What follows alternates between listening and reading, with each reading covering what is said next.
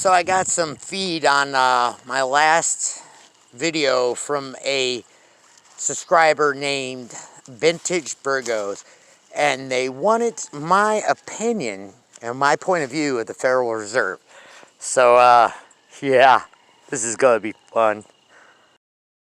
What you're given, that's how we live it. Don't be mad at the system, it's simply how we've existed. I hear a lot of people talking like they politicians and choose to be an accountant because it's safe in the business. So this particular request puts a smile on my face because it allows me to actually voice my point of view and my opinion just from my personal research.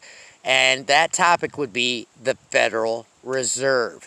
Now, the Federal Reserve, it was supposed to be a central banking system for the United States government. It was created on December 23rd, 1913. And in this clip that I'm about to show you, it is the propaganda of what the Federal Reserve was supposed to represent. So go ahead and watch, and then we'll discuss it a little bit further. A brief lesson on the Federal Reserve System. The Federal Reserve, or the Fed, is the central bank of the United States. As the central bank, it determines our nation's monetary policy. This means the Fed determines how much money is floating around in the U.S. economic ecosystem, ready to be spent on goods or services. By controlling the money supply, the Fed is able to influence both interest rates and the health of the overall economy. The Fed's goal is to keep two important economic metrics in check: unemployment and inflation. The Federal Reserve has a few tools to influence the economy, but its primary focus is the federal funds rate. This is the rate banks use when they lend to one another. Let's look at how this works. Banks are required to keep a certain amount of customer deposits on hand. This is called the reserve requirement and is set by the Fed. If a bank is short one night, it'll call another bank and borrow money so it can meet the requirement. By influencing this interbank rate, the Fed also influences other short-term rates. Here's how it works. Banks profit by borrowing money at one rate and lending it out at a higher rate. Now suppose the Fed increases the federal funds rate.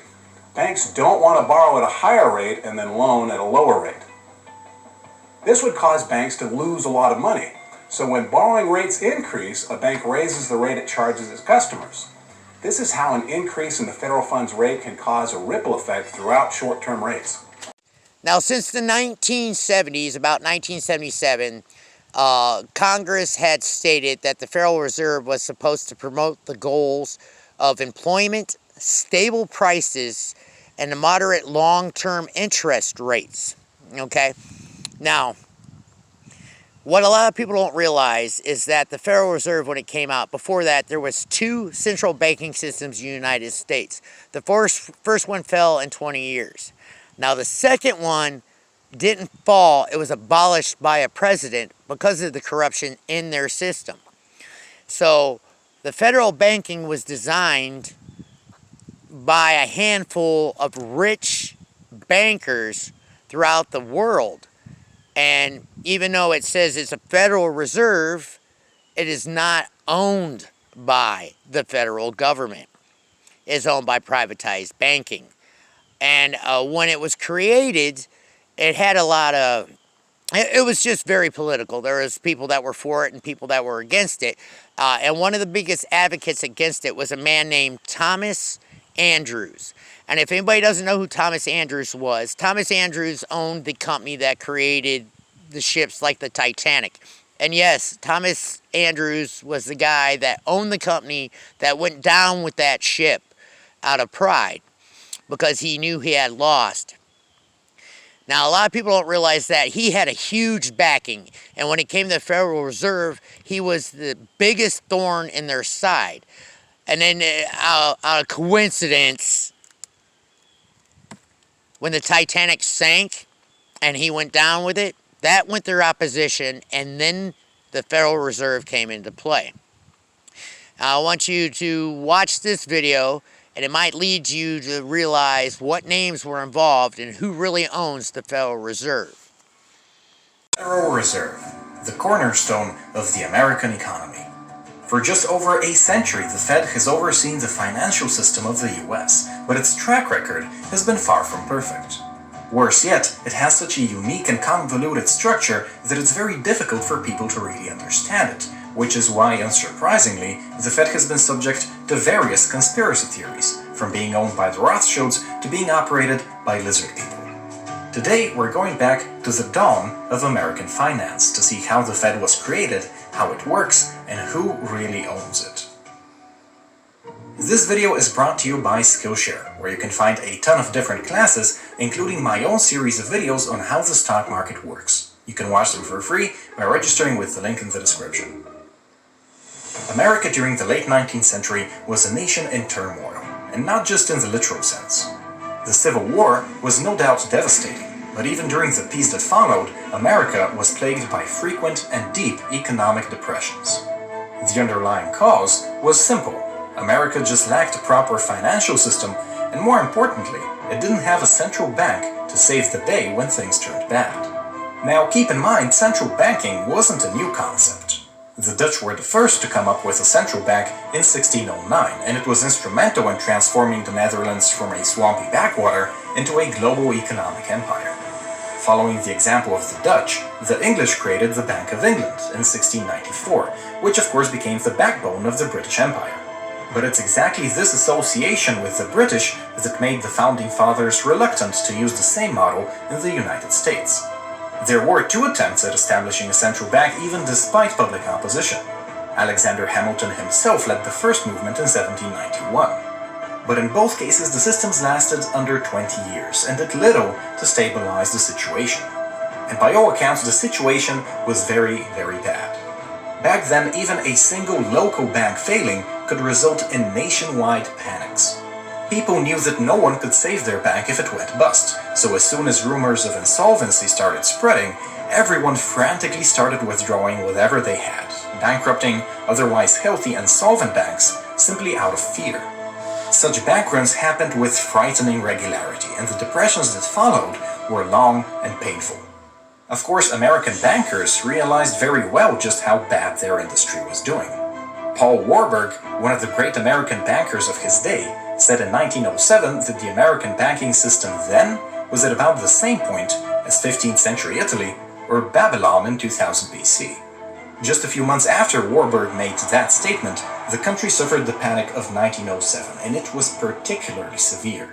To start things off, in 1906 a devastating earthquake destroyed 80% of San Francisco. With reconstruction efforts underway, capital was very tight, and because all the money back then was in paper form, it was much more difficult to reallocate it across the country. One banker tried to abuse that by manipulating the stock price of the United Copper Company back on Wall Street. He hoped to see the shares rise exponentially in value, but instead they crashed, dragging down the entire stock market with them.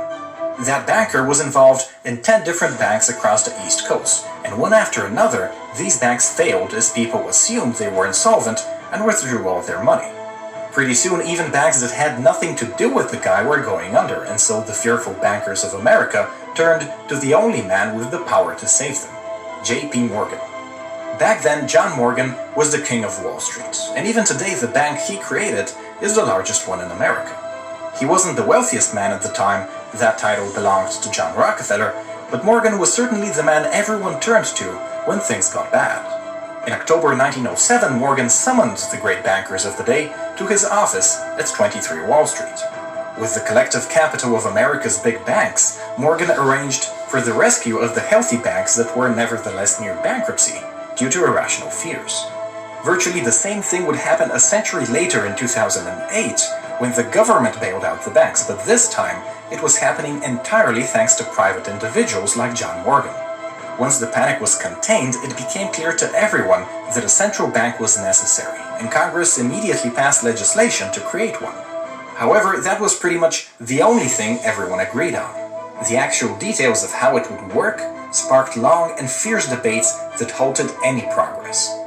The agricultural South, for example, was afraid that a powerful central bank would give Washington and Wall Street too much power over them. The bankers, meanwhile, wanted to make sure that the central bank would not be manipulated by political interests. They wanted it to be as independent as possible from Washington. The sheer number of competing parties made creating a central bank extremely difficult, and negotiations would in fact take over 5 years to finalize. What's interesting, though, is that these negotiations weren't happening on Capitol Hill. Instead, they were held 600 miles south of Washington on Jekyll Island in Georgia. That resort was home to an exclusive club of over 100 of the wealthiest men at the time, including John Morgan. Of course, So in case you couldn't piece it together, which I doubt, you probably understood it, the Federal Reserve was owned by a handful of rich aristocrats who own banking systems. Now the fun part. Vintage Burgos asked me my point of view. Are you guys ready for this? All of it's been a scam. The Federal Reserve is still part of a banking system, privatized, owned by the people who generate and create the money. The government doesn't own the money. Now, the Federal Reserve and its cohorts are responsible for things like economics.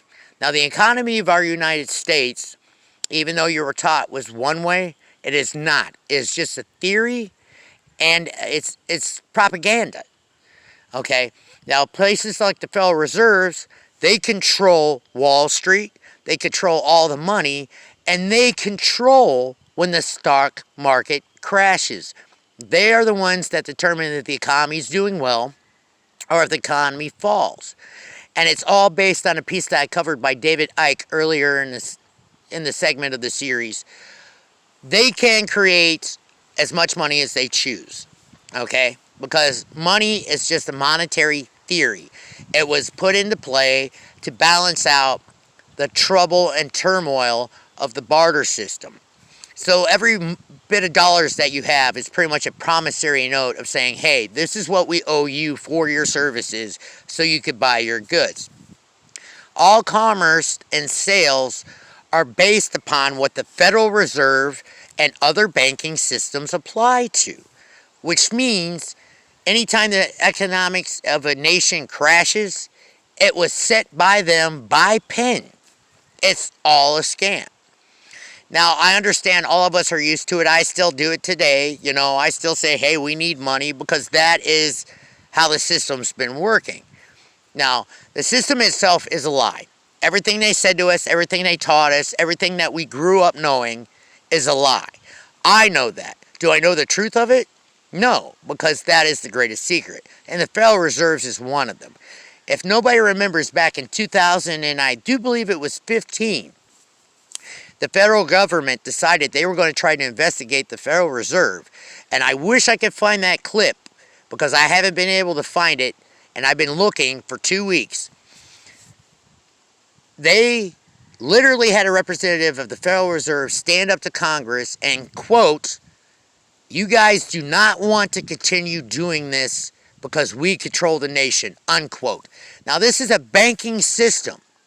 And the truth is, the way they got the system set up right now, it is true. They are controlling our economics. And they could crash it at a will. And how they do that is like David Ike had said, they will give you credit. Credit it's not real money, okay? And what they do, as long as everything's booming, everybody's borrowing money, using credit, getting credit, and then they will collapse the economy. So what they do is those people that owe credit can't pay back the credit because of the shortage of money, lose real wealth, which is your businesses, your property, your houses, your land. That's where the real wealth is. And what we're doing is we're taking those rights away from the people. Does anybody remember back when Nestle made a freaking statement that went worldwide when they said that the human race no longer has rights to water? This is all part of the Federal Reserve's banking system scam. It is all fraudulent. So that's my point of views. And as always, I'm looking out for my patriots. We could take our country back. We could put an end to this madness and these lies and turn this country into what its creed stood for. For the people, by the people. I hope you're all with me. Catch you later, guys.